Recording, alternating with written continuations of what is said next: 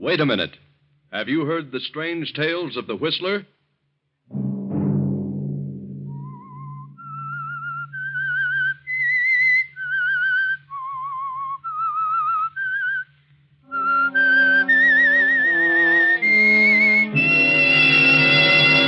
I'm the Whistler.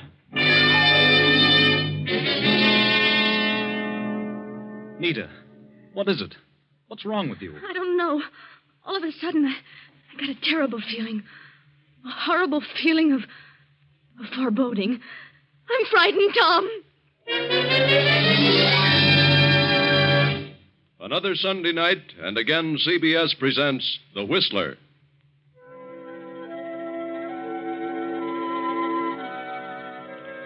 I, the Whistler, know many things, for I walk by night. I know many strange tales, many secrets hidden in the hearts of men and women who have stepped into the shadows. And so I tell you tonight the unusual story of Malice. Dr. Jacob Benton is the wealthiest citizen in a certain upstate county, as well as its most prominent physician and surgeon. Jacob Benton is a proud individual, proud of the fact that he comes from a long line of highly successful surgeons. And his greatest ambition is that his son, Tom, will follow in his footsteps and carry on the family tradition. Jacob has also a nephew, Harvey, son of Jacob's scapegoat brother, who married a girl from the wrong side of the town and finally disappeared, leaving Jacob to take care of his young son. After finishing high school, Tom and Harvey entered medical school. Harvey followed through and is to graduate next week. But Jacob's son, Tom, at the end of his third year, wandered over to the East Bottoms at the lower end of town and met a girl, lost interest in medicine, and refused to go back to school. Tom. Yes, Father? Come into the library. What do you want? Where have you been? It's 2 a.m. Why, I've been to a party. Where? A house party. On the other side of town? Yes. In the East Bottoms. You've seen that girl, that Nita, again, haven't you? Yes. What of it? What of it? You're a disgrace to the name of Benton. I've told you time and again that you don't belong over there. I like Nita because she's honest and genuine. She's not filled with a lot of silly ideas like Eloise. Eloise is a fine girl. She belongs to an excellent family. Oh, bosh. Eloise is a phony. Nita's a real fellow.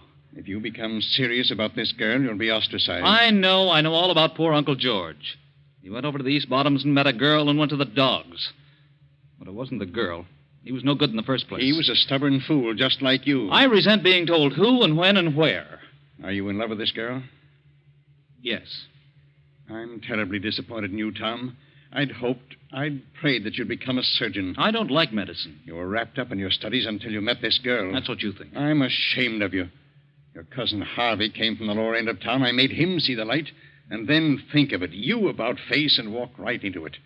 You quit school and he graduates next week. All right, his name's Benton, too. Let him carry on. He likes medicine. It bores me. This girl has made a fool of you. Oh, I could kill her. I think I'd better go to bed. Good night. Good night, young idiot. He's going to finish school if I have to... What's all the racket about down here? Oh, come in, Harvey. I heard voices. Yes, it was Tom. He's been to a party across town. Been out with that cheap girl again, that Nita. Are you sure? He admitted it. Says he's in love with her. Tossing his career to the winds over a woman like that. How long has he been seeing her? Several months, I suppose. That's why he wouldn't go back to school. All she's after is his money. How he ever met up with her, I'll never know. I'm afraid I'm the cause of that, Uncle Jacob. You? What do you mean? Well, when I was home last summer, I went over there one evening, several evenings, in fact. Tom insisted on going along. I wanted to see some of the kids. I went to school with Nita, and, well, I introduced them. Well, of all things, you were born over there, and if you insisted on going back, it was your own business. But Tom is my son. You knew how I felt about it. You had no right to take him over there. I realize that now. Well, something's got to be done about it, at once. Yes, but what? I'll put an end to it. Believe me, I'll find a way, and I'll stop at nothing.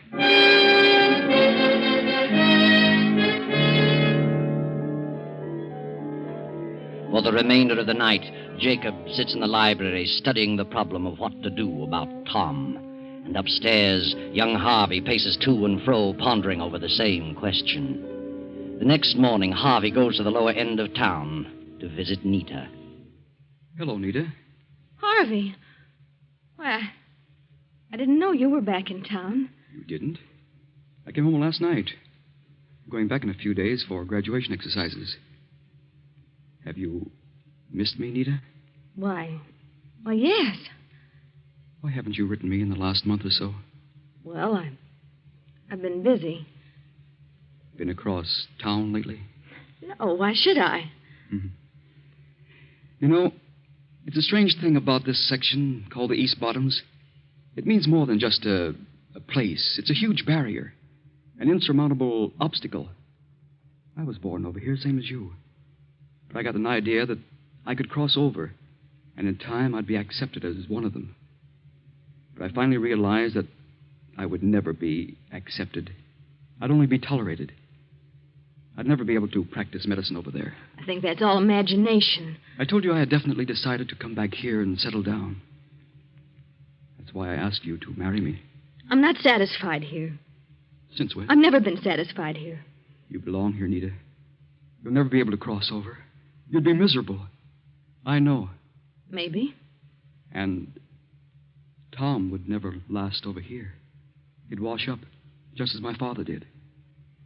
What are you talking about? I know what's happened. You're throwing me over for Tom. What? You're after Tom because you think he'll take you out of this. Set you up on the other side. Well, he won't. You'll have to come over here, and he won't have a dime. You're not really in love with Tom. I am in love with him, and he loves it me. It won't last a month. I'll make it last. Oh, don't be a fool, Nita.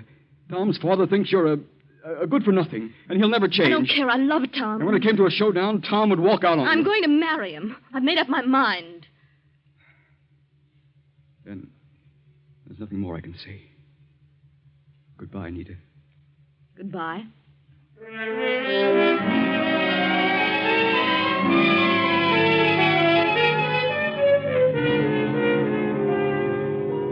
That evening, Dr. Jacob comes to a decision, and he too crosses town and makes his way to Nita's apartment. Well, what do you want to talk about, Dr. Benton? About my son, Tom. I see. How long have you known him? Oh, since last summer. Have you seen him often? Yes, several times a week for the last 2 months. You think you're in love with him? I don't think. I know I am. I don't think he's in love with you. He's merely infatuated. You're interested in his position, his money. You can think whatever you like. I'm familiar with your type. My type? What's the matter with me? Are you aware of what you're doing to my son? I've done nothing at all. You've caused him to drop his career. Tom has a tradition to fulfill. He comes from a fine family. And I won't have him throw it all to the wind because of a silly infatuation. It isn't an infatuation. He must marry someone in his own class. Someone who'll inspire him to carry on his career. I didn't talk him out of his career. He says he doesn't like medicine. The right girl wouldn't allow him to stray. She would encourage him to follow through. The right girl. Family. Tradition. It's all a lot of bosh. Everybody in this town has made up his mind that the East Bottoms mean the difference between somebody and nobody. Well, I haven't. I'm made of the same stuff as you or Tom or anybody else over there. I've a right to a decent existence. If it's money you want, I'll give you money to let him alone. I'll give you a lot more than you'll ever get from Tom if you marry him. Money? You'd pay me to give him up? Yes. Here. Here's a check for $5,000. $5,000? Is that all your son is worth to you? $5,000? If he were my son, and I thought I could buy his future, I'd give every cent I had. What? You mean you want more than that? Dr. Benton, you don't possess enough money to buy me off. I don't want money. Well, what goes on here? Hello, Tom. You came just in time. What are you doing here, Father? What do you suppose? What's he been saying, Nita? He just gave me this check for $5,000 For what? to let you alone so you can continue your career. What? He thinks I'm wrecking your life. He is. That settles it. We'll get married tonight. You won't get married tonight, not in this state. We'll fly over to the island. That's in another state. They don't have the 3-day law. Get your things, Nita. If you marry this girl, I'll never give you another cent. I'll get along. Come on, Nita. Tom, I'll stop at nothing to break this up. I promise you will regret this moment so long as you live. Let's go, Nita.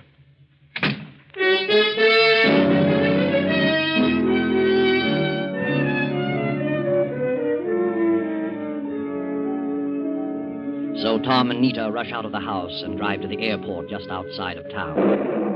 A storm has come up, and the highway glistens in the beam of the headlights.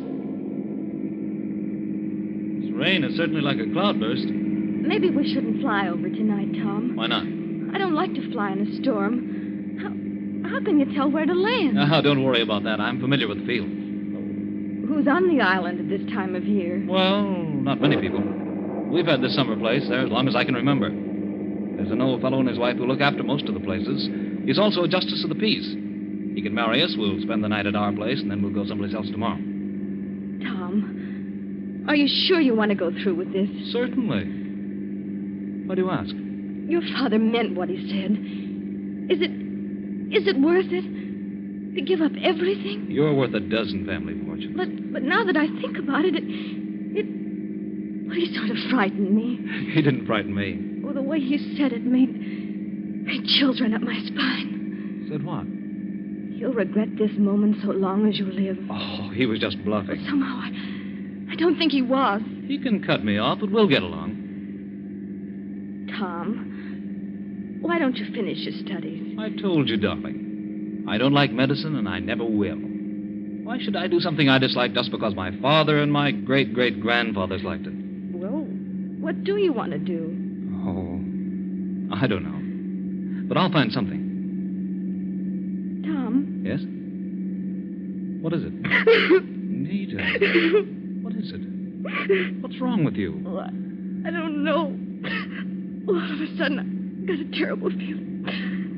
A feeling of foreboding. Snap out of it, Nita.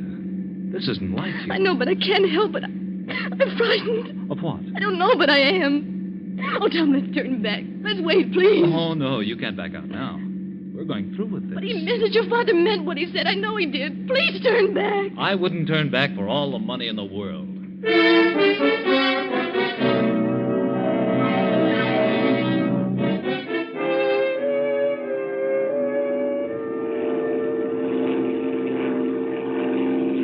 Oh, Tom, I can't see a thing. No lights, nothing. Now, don't worry. I don't need lights to land.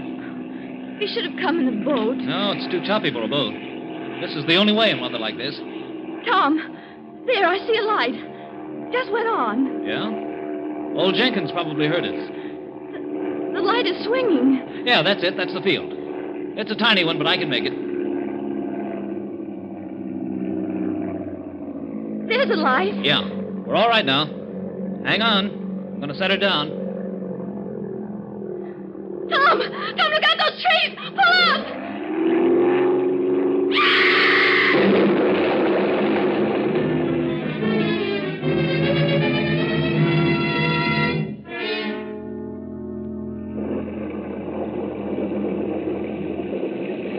Are they dead, Pa? I don't know yet. Good thing it didn't catch fire. Oh, who are they? No. Hold the lantern down here. It's a woman. Don't recognize it. Hey, this is young Tom Benton. Oh, the girl is hurt bad. Look at her legs. They must be broken. Yeah. Come along. We'll get him over to the house. Phone Doc Benton.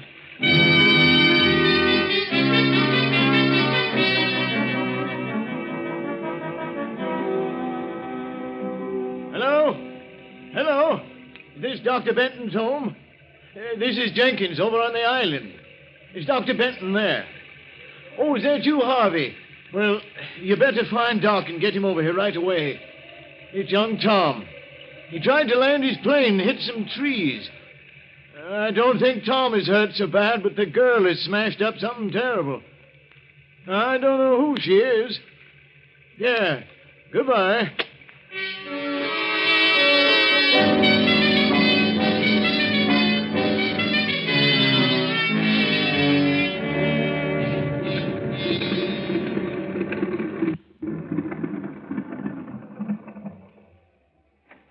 Well, it didn't take you long to get here, Harvey. We've got him over at our place.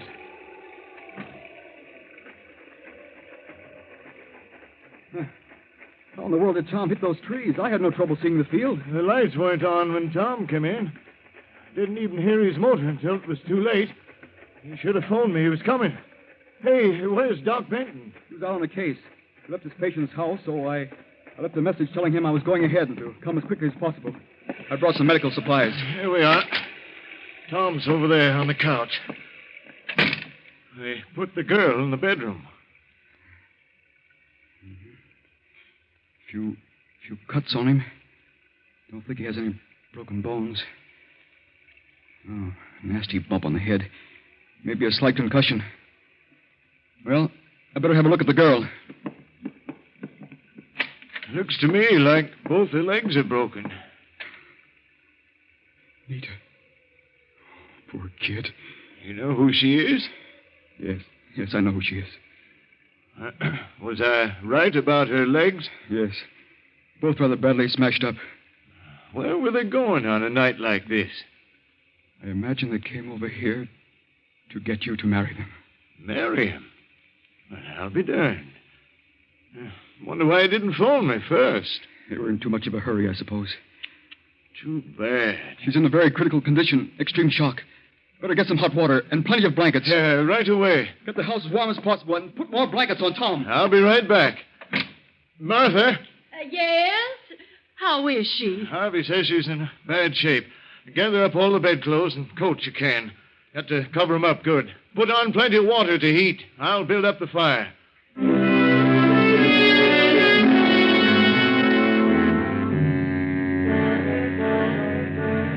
Outside, the storm rages on.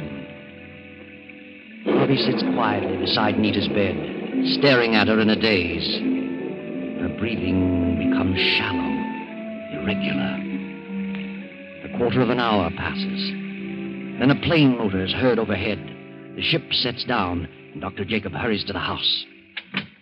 Tom's over there, Doc. Tom.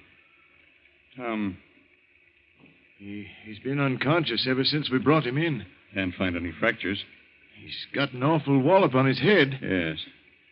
I see. No apparent concussion. He'll be all right in a short while. Get some pillows. Raise his feet. I want his head lower. I'll get them. You certainly got it hot in here. Yeah. Harvey had us do that because of the girl. She's pretty bad. Girl?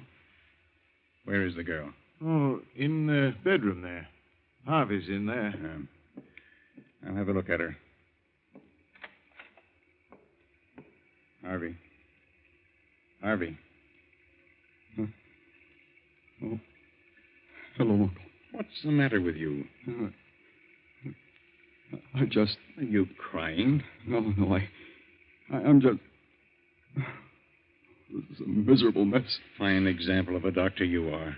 You have to learn to be completely impersonal about these things. Oh, I know. What do you say is wrong with her? Both legs are broken. She's suffering from extreme shock. Uh-huh. Better take your bag, go out there, and give Tom a shot of adrenaline. I'll attend to the girl. Yes, sir.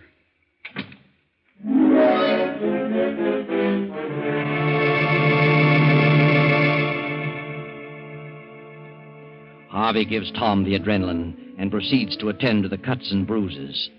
Then he moves to the fireplace and sits staring into the blaze.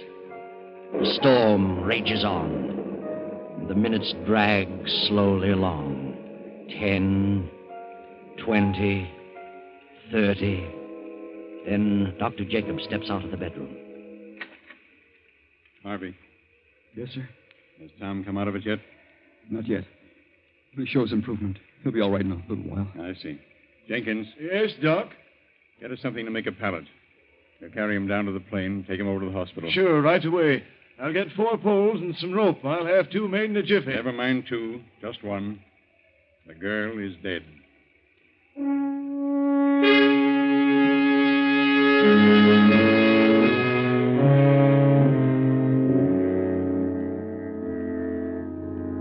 Then on the following day, Tom has fully recovered. Gradually, the events of the preceding hours begin to pass before him. The argument, the island, The plane. Nita. Nita screaming, and then the crash. And then... Nita. Where is Nita? Tom sends for his father. But Jacob is already standing in the shadows of the room. How do you feel, Tom? Nita.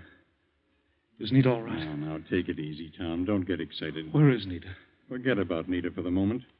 You've been pretty badly banged up. A little more, and you'd have had a real concussion. What about Nita? If you insisted on flying to the island, why didn't you phone Jenkins to turn on the lights? He heard my motor. We were in a hurry. Besides, I saw the lights. Jenkins said he didn't turn them on at all. Didn't hear you till just before you crashed. That's ridiculous. Where have you got Nita? Nita is at the undertaker's. She... What? She's dead. Good Lord. Was she... Did it happen in the crash? No, she died about half an hour after I got there. Were you on the island? Yes, Jenkins found you and called the house. I was out on a case and got to the island too late to save her. What was the cause? Her legs were broken. She died from extreme shock. Was there nothing you could do? Nothing. Did you try? I resent that inference. You should know better than that. I'd rather have had anybody in the world there than you. Do you know what you're talking about? Yes, I do. You hated her. You didn't give her half a chance. Will you shut up and stop yelling? What did you give her? I gave her adrenaline. It was probably water. I've heard enough out of you. When you come to your senses, I'll consider talking to you. Good day.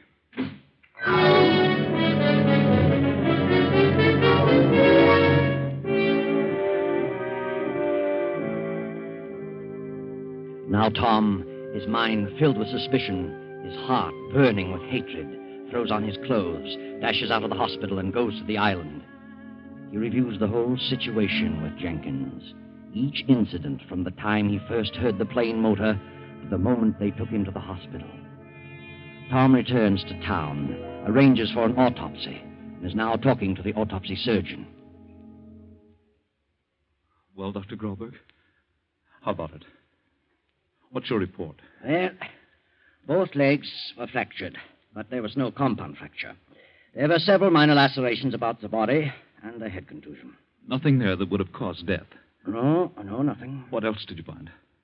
Any evidence of poison? No, none. She was suffering from shock? Oh, naturally, but not extreme shock. Then she didn't die from shock? Death from shock would have been prevented by the adrenaline administered. Then you found adrenaline present? Yes. That is what I can't understand. What do you mean? Well, one of the most difficult things to diagnose is the difference between extreme shock and internal hemorrhage. There was internal hemorrhage? Certainly. And this one was one of the easiest to diagnose I've ever seen.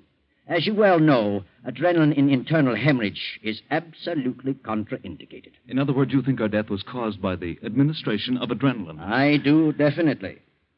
But those things happen sometimes, regardless of how hard we try. Yes. Well, thanks, Doctor. I'll see you later.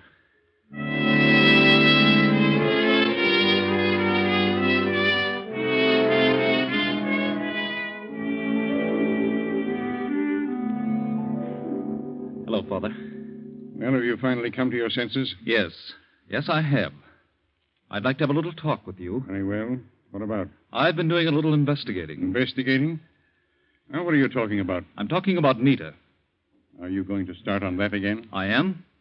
And I'm going to follow it to a conclusion. I don't want to have anything more to do with it. But I do. I've had a hard day, and I don't care to listen to any more of your idiotic babblings. How would you like to have the grand old name of Benton?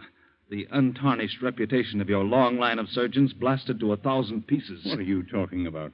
How would you like to have it known that you, the eminent Dr. Benton, the trusted, the revered Dr. Jacob Benton, deliberately and with malice aforethought, caused the death of a girl? How would you like that? You're insane, positively mad. Oh, no, I'm not. I've gone back over the whole thing. I know you hated Nita. You said I'd regret the day so long as I lived. You threatened to do something, and you did. At your first opportunity. You are crazy. You did everything to separate us. You tried to buy her off. When that didn't work, you killed her. Get out of here. Leave this house. You didn't just let her die. You killed her, murdered her. Get out. I know what I'm talking about. I had an autopsy performed. You what? An autopsy. Go on. She didn't die of shock. What then? She died of a very obvious internal hemorrhage. aggravated by adrenaline, which is contraindicated. You're a specialist in that line. You couldn't have made that mistake in 1,000 years. But I was positive it was shock. You knew what it was. No, I must have been wrought up. I could have made that one wrong diagnosis that happens once in 1,000 times. Oh, no, I saw the body. I could tell. With as little medical experience as I've had. Tom, you mustn't say anything further about this. Why not? Oh, it would ruin my reputation. Oh, now you're worried about your reputation. What's that compared to the girl I love? Oh, but Tom, listen to me, please. Good night. Wait a minute. Wait, Tom. Well, what do you want, Harvey? I heard you. I heard every word. So what? I can't let it go on like this. I can't let you do this to your father. What's it to you? You keep out of it. No, Tom, now listen. You're wrong. I know what I'm talking about. Nita was murdered, and I can prove it. Your father had nothing to do with it. Harvey, that's enough. Leave us alone. I won't. I can't stand by quietly and see this happen to you. I won't. Leave this room, Harvey. Don't say another word. Now, wait a minute. What are you trying to say, Harvey? I did it. Your father's trying to cover up for me. What do you mean? He wants to save my future reputation. If it got out, it would be a blot against me. What would be? When Jenkins called, your father was out. He told me what had happened. I left a note for your father, took an emergency bag, and flew to the island in hopes I could do something. Go on. I thought Nita was suffering from shock. I was terribly upset because I was in love with her. So I gave her adrenaline. I wasn't experienced enough to recognize symptoms of hemorrhage. Is that the truth? Yes, now that he's told it, there's nothing I can do. I knew in an instant it was hemorrhage. When I saw the adrenaline vial, I knew what a terrible mistake he'd made. He was emotionally upset over the girl, and I wanted to give him a chance. It was done. I tried my best to pull her through, but it was too late. I'm sorry, Tom. Terribly sorry. Harvey guiltily leaves the library and goes up the stairs to his room. Tom stands staring at Jacob, then drops into a chair and begins to sob softly. A few minutes pass, then a shot. Tom and his father leap to their feet, rush up the stairs and into Harvey's room. Harvey is sprawled dead over the desk, a gun in his hand, and on the desk a note addressed to Tom. Read it, Tom. Dear Tom, I can't stand it any longer. It's been driving me crazy from the moment I did it. Nita's face is before me every second of the day and night. I was in love with her. But when she ran away with you, I lost my reason. I imagined she'd be better off dead. I was filled with hatred. I knew she was suffering from hemorrhage, but I gave her the adrenaline in a bit of revenge. Now it's driving me mad. Forgive me. Harvey. Well, that's the end. Another case of jealousy. Another example of the futility of allowing oneself to become a victim of the green-eyed monster, jealousy.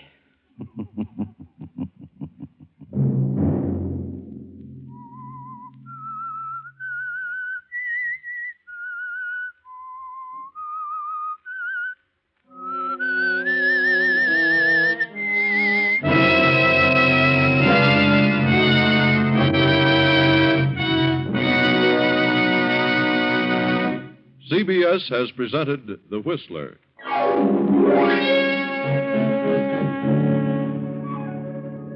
Original music for this production was composed and conducted by Wilbur Hatch. The Whistler is written and directed by J. Donald Wilson and originates from Columbia Square in Hollywood. Next Sunday, 9:15. I, the Whistler, will return to tell you another unusual tale. Good night.